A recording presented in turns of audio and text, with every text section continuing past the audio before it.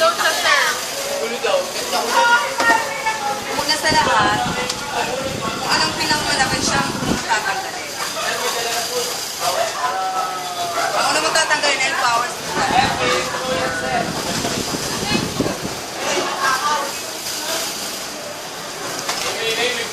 Ito ang power supply. Ito rin yung nagpo-connect sa floppy disk, hard disk, at saka CPU.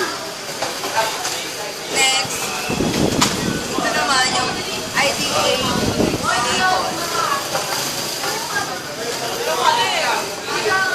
Before anything else, natanggalin mo muna yung CPU pad para matanggal mo yung floppy disk tsaka hard drive.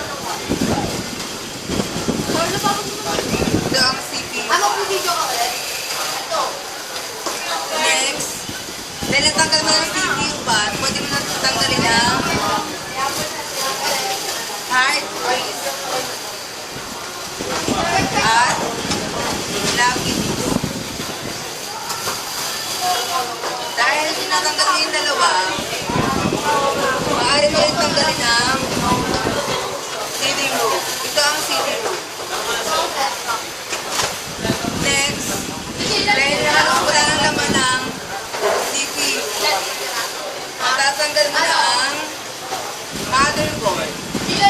Ang motherboard, dito mo makikita ang memory, tsaka dito rin nakakapit ang CPU pad. Hindi lamang po at marami.